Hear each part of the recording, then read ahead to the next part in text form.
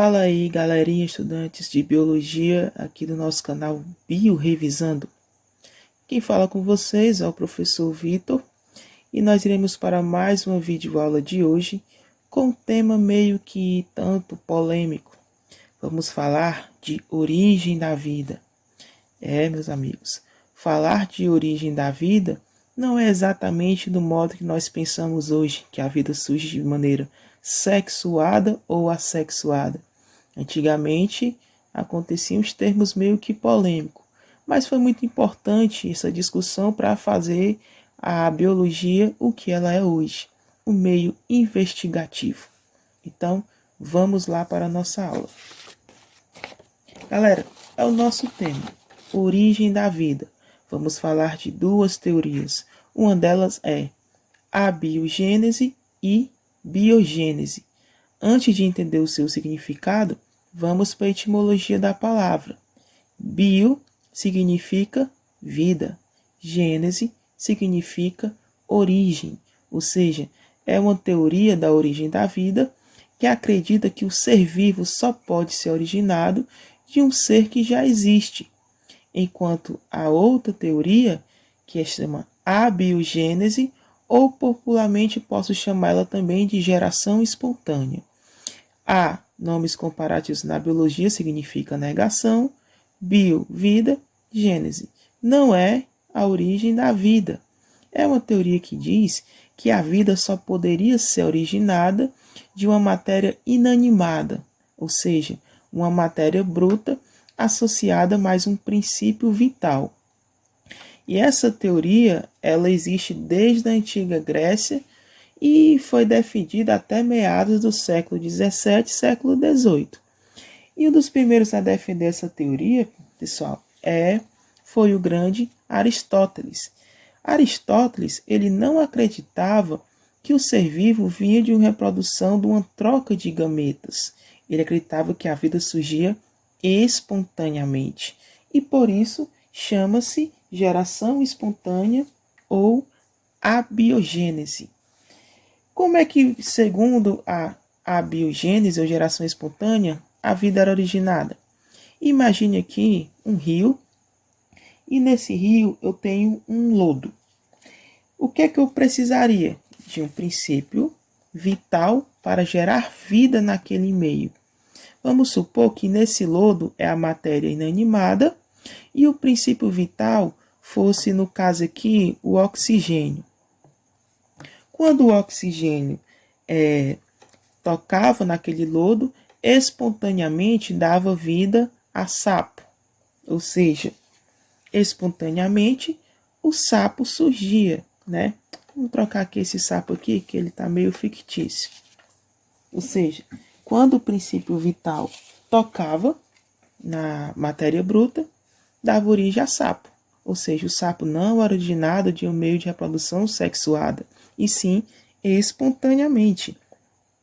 E assim era a teoria da origem da vida até nos meados do século XVII.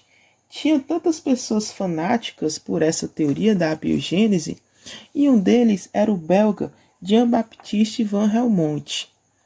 O que é que Helmont acreditava? Ele também dizia que a vida surgia espontaneamente e que existia até uma técnica de fabricar ratos. É, isso mesmo que você ouviu, uma técnica de fabricar ratos. Você faz bolo? Eu sempre gosto de citar bolo porque bolo é muito bom, não é isso? Então, quando você vai fazer um bolo, o que é que você precisa? De uma receita, ingredientes, né? Pega farinha de trigo, ovo, leite, açúcar, bate tudo, leva ao forno, certo tempo, vai surgir o bolo, não é isso? A técnica de fabricar ratos, segundo Helmont, era bastante interessante. O que é que você precisa? Se quiser fazer, é só anotar os ingredientes. Você precisa de um quarto úmido e fechado. Nesse quarto úmido e fechado, você colocaria uma camisa suja e velha. E para dar um toque final no tempero, você coloca uns grãozinhos de trigo. Essa seria a matéria bruta. E a matéria do princípio ativo, o princípio vital que impulsiona a vida, seria esperar exatamente 21 dias. Olha, não podia passar menos dias ou passar de 21 dias, senão o ratinho ia ficar cru ou queimar demais. Ou seja, após 21 dias, usando esses ingredientes básicos, quando você abrir o quarto fechado, lá estaria cheio de ratos. Exatamente. Quer testar? Ah, professor, é meio bizarro. Pessoal, bizarro é, mas foi muito importante para a ciência no passado. Por quê? Eles não se atentavam que o quarto úmido e fechado, a camisa fedida e velha, os grãos de trigo chamava a atenção dos ratos ao redor da vizinhança, né? E após um certo tempo com esse quarto fechado, eles abriam a porta, estava lotado de ratos. É, pessoal, exatamente assim a geração espontânea, ela era bastante defendida naquela época. Mas, porém, todavia, entretanto, existem pessoas que são contra determinadas teorias, não é isso? E um dos primeiros cientistas a questionar a abiogênese foi um italiano chamado Francesco Redi. Francesco Redi escutava antigamente que alguns caçadores costumavam abater as presas quando estavam na mata e cobria a carne com um pedaço de pano, um pedaço de cortiça, para que as moscas não pousassem e estragassem a carne. Segundo esse pensamento, que é que tinha a ver com o nosso conteúdo? Porque assim, segundo a geração espontânea, aquela larva da matéria em decomposição, aqui é popularmente chamado de tapuru. Segundo a geração espontânea, a matéria em decomposição era matéria bruta e o princípio vital pousava naquela carne, dando origem às larvas. Como Francesco Redi não era um defensor da geração espontânea, ele resolveu fazer um experimento simples para comprovar que as larvas não surgiam espontaneamente. O que aconteceu? Baseado nos contos que ele escutava lá dos caçadores, ele pegou 2 frascos de carne e um desses frascos ele deixou um ligeiramente tampado e outro aberto. Lembrando, segundo a geração espontânea, as larvas é para surgir espontaneamente, independentemente se o frasco esteja fechado ou aberto. E não foi isso que aconteceu. Olha o que Francesco Redi imaginou. Eu vou mostrar para vocês que a geração espontânea é uma farsa. Eu vou colocar esses frascos e antes do resultado eu vou dizer para vocês que a mosca, ela pousa na carne. Ao depositar na carne que ela sente-se atraída, ela deposita os seus ovos. Esses ovos eclodem e dão origem à larva, que popularmente é chamada de larva de mosca, que sofre a metamorfose e vira uma mosca. Isso, de fato, é o que acontece. Então, ele fez o seguinte, ele deixou um frasco aberto e um frasco fechado. Observou alguns dias, a carne estava em decomposição, aquela que estava com o frasco aberto. Observou-se que as moscas estavam adentro ao frasco e a presença de muitas larvas, enquanto o frasco fechado, a carne estava meio que conservada e as moscas não conseguiram entrar no frasco e não existia a presença de larvas.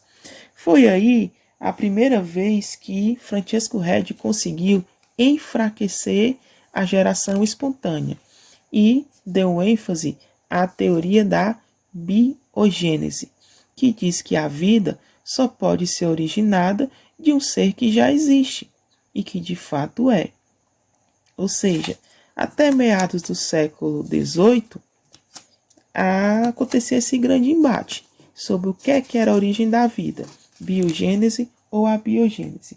A partir daí, nós tivemos um embate muito interessante entre 2 cientistas. Um deles era um padre britânico chamado John Needham.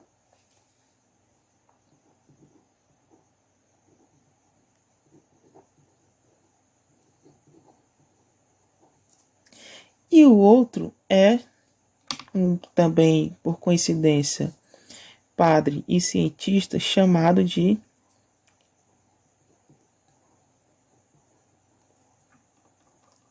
Lázaro Spallanzani. Galera, John Needham ele era um grande defensor da geração espontânea, enquanto Lázaro Spallanzani era um grande defensor da biogênese, um britânico italiano. Daí surgiu uma grande discussão para saber qual teoria era a origem da vida. Nessa época, galera, o microscópio já tinha os seus avanços, os cientistas já sabiam que existia um mundo microscópio invisível que só era possível visualizar no microscópio. Naquela época já era bastante conhecido o microscópio de Leeuwenhoek. E John Needham, que era um defensor da geração espontânea, ele decidiu realizar um experimento. Olha, eu tenho aqui um recipiente, eu tenho um frasco de vidro. Nesse frasco de vidro eu tenho um caldo nutritivo, ou uma sopa nutritiva. O que é isso? Um caldo de carne. E ele quis mostrar o seguinte, ó, eu vou ferver esse recipiente, depois, para matar os micro-organismos, depois de ferver o recipiente, eu vou tampá-lo. E vou mostrar que a vida pode surgir espontaneamente dentro do recipiente lacrado. Porque o princípio vital ou o princípio ativo é o que impulsiona a vida. Então foi o que ele fez. Ele pegou esse caldo nutritivo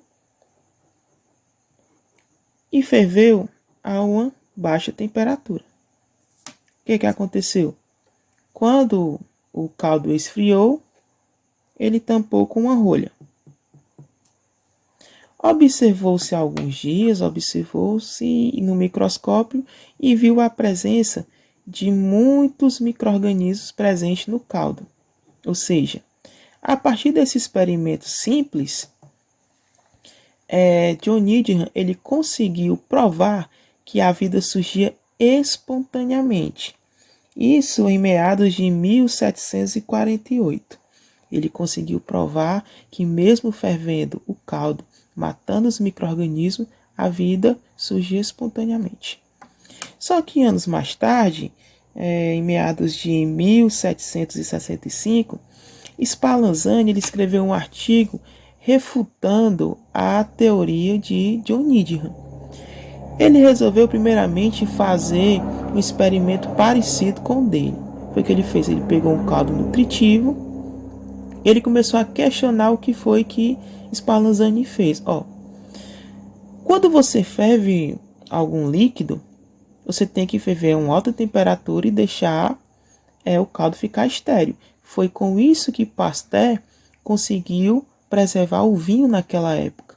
E é uma técnica, pessoal, que a gente utiliza até hoje. Ficou conhecida como pasteurização. Você não toma leite pasteurizado? Pois é um leite fervido e livre de micro-organismos. Então, o que foi que Spallanzani fez? O erro de Needham foi não ferver o caldo a uma alta temperatura. Ou seja, ferver a uma baixa temperatura foi suficiente para não matar os micro-organismos dentro do caldo. Outro detalhe foi que ele tampou com uma rolha ou um pedaço de cortiça. Por tampar com a rolha e se tratar de seres microscópicos, os micro-organismos presentes no ar, mesmo tampado aqui, conseguiu adentrar o caldo, contaminando o mesmo. Então, o que é que eu vou fazer? Eu vou ferver o caldo a uma alta temperatura, uma temperatura mais elevada, e em vez de eu tampar com um pedaço de cortiça ou com uma rolha, Spallanzani ele colocou o frasco no maçarico e colocou fogo. Isso fez com que o frasco derretesse e tampasse totalmente, evitando que os micro-organismos presentes no ar entrassem pelo frasco. Então foi o que aconteceu. Observou-se alguns dias Retirou-se o caldo, analisou e o caldo continuou estéril e sem a presença de nenhum micro-organismo. Foi aí que Lázaro Spallanzani, defensor da biogênese, conseguiu enfraquecer a geração espontânea. Em 1769, John Needham refutou o experimento de Spallanzani. Ele falou o seguinte: olha, Spallanzani, você ferveu tanto caldo que você acabou matando o princípio vital, que é essencial para impulsionar a vida. A Spallanzani foi refutar: mamma mia, você que não ferveu direito e não tampou direito, eu tampei direito. Aí Johnny refutou: catapimba, mas você ferveu demais. Não, eu fervi temperatura adequada e briga vai, briga vem, briga vai, briga vem. Aí alguém veio para acabar com a discussão, que foi Louis Pasteur, ok? Como foi que Louis Pasteur ele acabou com essa confusão? Quem ferveu demais, quem ferveu de menos, quem tampou direito, quem não tampou direito, quem matou o princípio vital, quem não matou, vamos lá. Foi o que Pasteur fez. Fez o seguinte: ele pegou com base os experimentos de Needham e Spallanzani e resolveu fazer um experimento parecido. Ele pegou um frasco, né, e nesse frasco colocou um caldo nutritivo, só que baseado com o experimento que Spallanzani fez, ele resolveu fazer algo diferente. Ó, na hora que eu ferver o caldo, eu vou atear fogo no frasco e vou alongar o gargalo. Fulano disse que ferveu demais, fulano disse que ferveu de menos, outro deixou aberto, outro não deixou, eu vou deixar aberto, né? Tanto que ele fez, ficou conhecido como pescoço de cisne.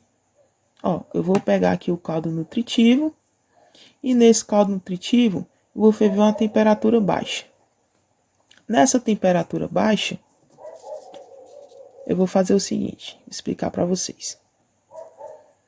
Eu vou pegar o caldo, vou ferver aqui na temperatura, o frasco está aberto. O que é que eu vou explicar para vocês? Quando o caldo começou a ser fervido, para quem cozinha naquelas panelas de tampa de vidro, sabe que quando começa a subir o vapor, forma-se umas gotículas de água na tampa da panela. Então, segundo Pasteur, quando a alta temperatura ferve o frasco, as gotículas de água formam uma barreira e impede que os micro-organismos presentes no ar consigam entrar no frasco aberto. Então foi o que ele fez. Ele ferveu o caldo, deixou formar as gotículas de água, tampando a boca do gargalo que estava aberto, e esperou-se alguns dias. Após esperar alguns dias, observou-se no microscópio e não tinha a presença de nenhum micro-organismo. Quando quiseram começar a refutar Louis Pasteur, que ele tinha fervido demais, que tinha matado o princípio vital, ele disse: não. Eu apenas alonguei o pescoço do frasco. Se eu quebrar o pescoço do frasco, os micro-organismos presentes no ar irão contaminar o caldo. E foi o que ele fez. Ele quebrou o pescoço de cisne e nem precisou esperar muitos dias. Em poucas horas, os micro-organismos presentes no ar acabaram contaminando o caldo.